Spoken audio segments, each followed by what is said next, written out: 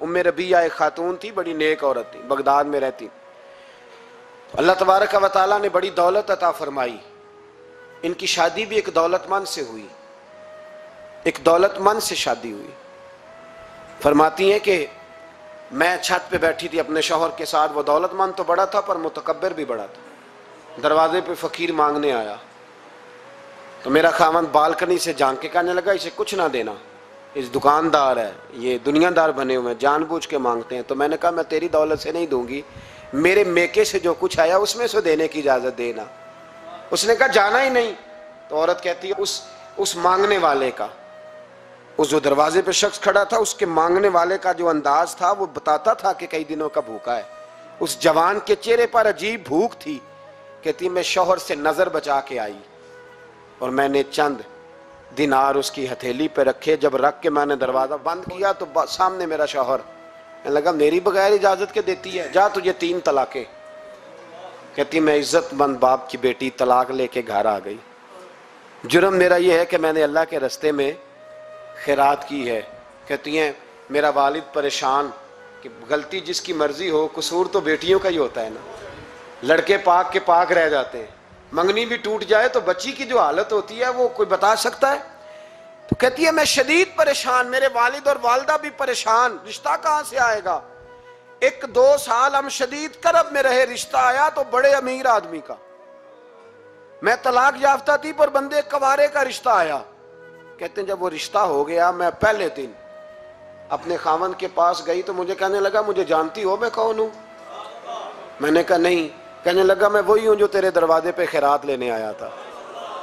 تجھے میری وجہ سے طلاق ہوئی تو میں اسی رات جا کے مصلے پہ رویا کہ مولا میری وجہ سے بیچاری کا گھر اجڑ گیا. پھر میں نے 18 گھنٹے محنت کی تو میں نے تجھے عزت دینے کے لیے. کہنے لگا اب تجھے بیوی بنا کے نہیں مہرانی بنا کے رکھوں گا، میں تیری نوکری کروں گا، تو میری محسنہ ہے. کہتی ہیں 1 سال گزرا، مجھے اللہ نے بیٹا بھی دیا. میں چھت پہ اپنے شوہر کے ساتھ بیٹھی تھی، دروازے پہ مانگنے والا آیا تو میرا شوہر سارے کام خود کرتا تھا.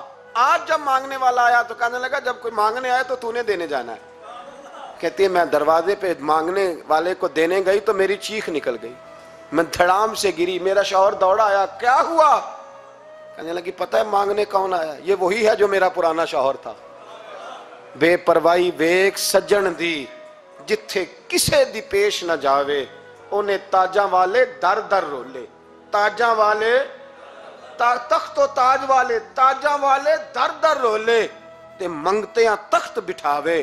اوے سجنا کسے نو کارا مل دئی، کوئی کعبیوں خالی آوے. کہتی ہیں ام ربیہ کہ وہ شخص میرے دروازے پہ، میں رونے لگی. دولت کا تکبر کرتے ہیں لوگ. غریب دروازے پہ کھڑا ہے تو کہتے ہیں تم کماتے نہیں، مجھ سے بھیک مانگنے آ جاتے ہو. دولت کا تکبر، خبردار اس تکبر میں مبتلا نہ ہونا. لوگ تو آپ یقین کریں فتوے لیتے پھرتے ہیں، کہتے ہیں ایسے ہی جناب زکوٰۃ تو اس کی بنتی ہے جو ٹیکس نہ دے، زکوٰۃ تو اس کی بنتی ہے جس کے پاس ملازم نہ ہو. تو ایسے مولویوں نے سنو، حضرت موسیٰ کے چچا کا بیٹا تھا قارون، حضرت موسیٰ کی دعا سے دولت ملی. اتنا دولت مند ہو گیا کہ خزانوں کی چابیاں 4 اونٹ اٹھایا کرتے. حضرت موسیٰ نے کہا کہ 1000واں حصہ زکوٰۃ فرض ہوئی ہے. کتنا حصہ؟ 40واں نہیں، 1000واں حصہ. تو زکوٰۃ دے. کہنے لگا دیتا ہوں. گھر جا کے حساب کیا تو پریشان ہو گئے، اتنے پیسے دینے پڑیں گے. پریشان جب آتے ہیں تب نہیں پریشان ہوتے، اتنے آ گئے میرے پاس دینے پڑے تو کہنے لگا ہو اتنے پیسے.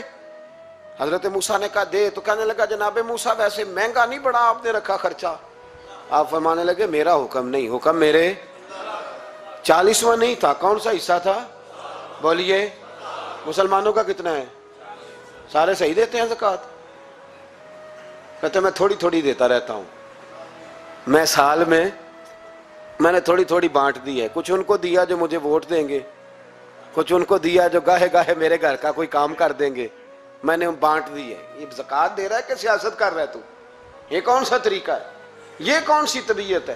مضمون بھیجا ایک دوست نے، ایک بچی بڑی مشکل سے میٹرک اس نے کیا ہے تو کوئی امیر آدمی ان کے گھر میں پیسے دے گیا اس رمضان پہ.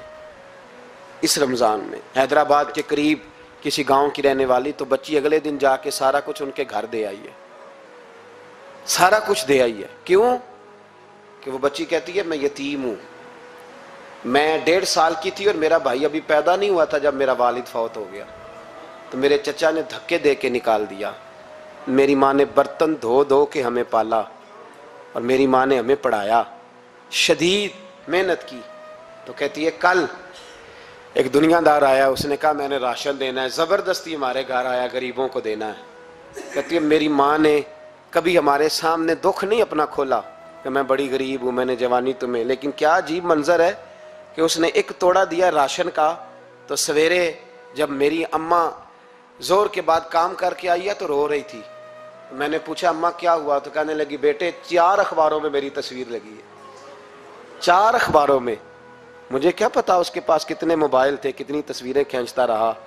تو وہاں رکھ کے کہنے لگی چچا ہم نے بڑی راتیں بغیر پنکھے کے گزاری ہیں، کئی دن بغیر روٹی کھائے گزارے، پر ہم نے اپنا پردہ نہیں کھولا، تو ایک کانٹے کا تھیلا دے کے ہمارا پردہ کھول گیا۔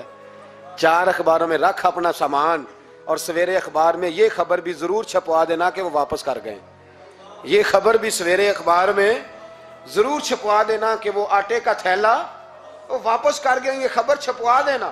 پھر وہ بچی اپنی ماں کی عزت کے لیے گئی اور جا کے پریس کلب میں اس نے 4 اخباروں کو کہا کہ میں آٹا واپس کر رہی ہوں، اب تمہاری ذمہ داری ہے کہ تم لوگوں کو بتاؤ کہ وہ تھیلا آٹے کا۔ شرم نہیں آتی؟ میں اجتماعی شادیوں کی مخالفت کرتا رہتا ہوں، دل کرتا ہے تمہارا کہ تمہاری بیٹی اور تمہارا داماد بٹھایا جائے اسٹیج پہ اور کہا جائے خیرات میں اس کی شادی ہو رہی ہے، اخباروں پہ تصویر آئے، کسی غریب کی بچی کی شادی کرنی ہے تو بورڈ لگوا دیا 30 اجتماعی شادیاں۔ وہ تماشا ہے؟ غریبوں کی بیٹیاں تماشا بنانے کے لیے ہیں؟ اگر کسی غریب کی بچی کی خدمت کر دیا تو اس طرح کر جس طرح حسین کے بیٹے امام زین العابدین کیا کرتے۔ امام زین العابدین، امام حسین کے بیٹے، جب دنیا سو جاتی تو سیدہ کا پوتا اپنے کندھے پر اناج کی تھیلی رکھ کے غریبوں کے دروازوں پہ دستک دینے پہنچ جاتا۔ غریب باہر نکل کے پوچھتے نام کیا ہے؟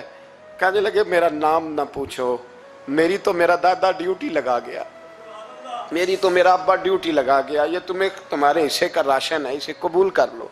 یہ ان لوگوں کا طریقہ تھا۔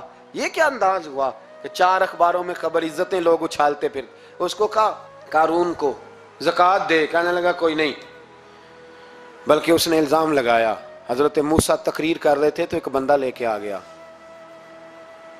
اس کے پیچھے ایک عورت ہے، کہنے لگا موسیٰ خطبے بڑے دیتے ہو، پر ایک بی بی کہتی ہے کہ حضرت موسیٰ نے تو میرے ساتھ معاذ اللہ ثم معاذ اللہ، نقل کفر نہ باشد، موسیٰ نے تو میرے ساتھ زیادتی کی ہے۔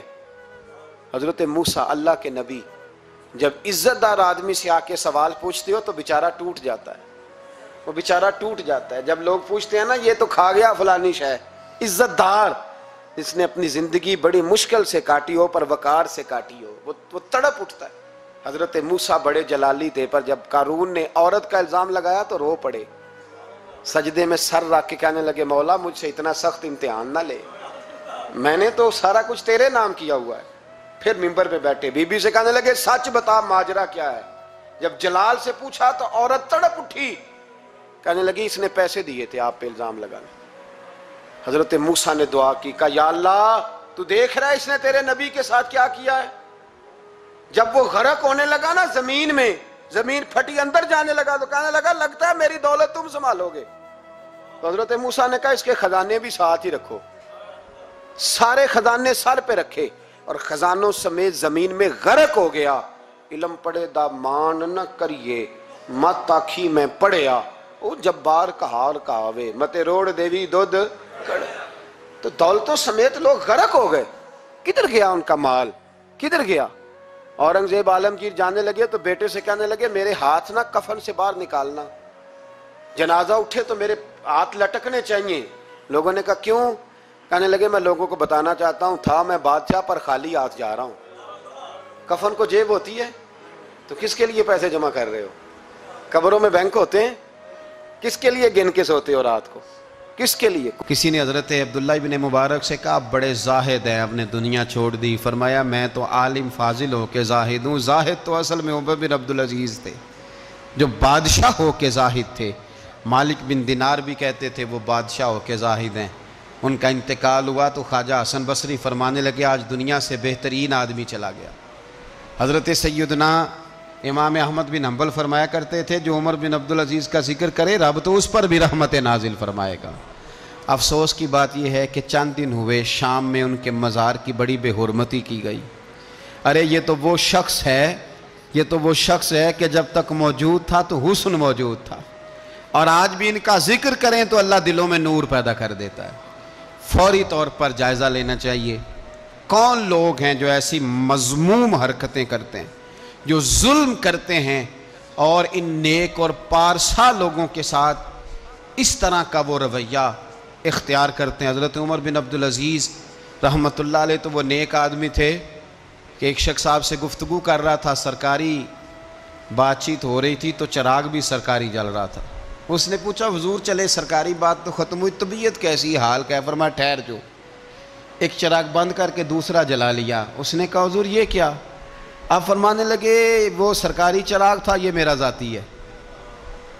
جس شخص نے اتنی باریک بینی کے ساتھ تقوی اختیار کیا ہو، نبی پاک سے اتنی محبت کی ہو، دعا کرتے ہیں اللہ ان پہ کروڑوں رحمتیں فرمائے، اللہ ان پہ بے حساب برکتوں کا نزول فرمائے. دو باتیں حضرت عمر بن عبدالعزیز کی زندگی میں ہمیشہ غالب رہی. ایک تو دنیا ہونے کے باوجود دنیا سے دل نہیں لگا. یہ دو باتیں آپ نے یاد رکھنی.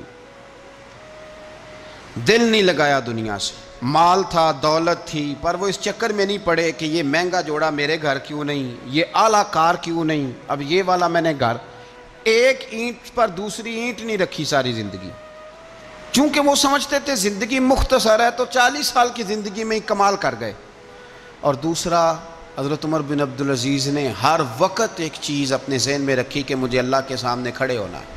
اور وَلِمَنْ خَافَ مَقَامَ رَبِّهِ جَنَّتَانِ، جو رب کے سامنے کھڑے ہونے سے ڈرتا ہے رب اسے 2 جنتیں عطا کرتا ہے. تو لہٰذا یہ 2 باتیں ہمیشہ ذہن میں رکھیں. یہ اتنا بناؤ سنگار، ہر وقت اپنے آپ کو سجانا، گھر سنوارنا، گاڑی، یہ وہ، اتنا اس چکر میں نہ پڑیں. اور دوسرا ایک ذہن بنائیں کہ دنیا سے ہم لوگوں کو جانا ہے.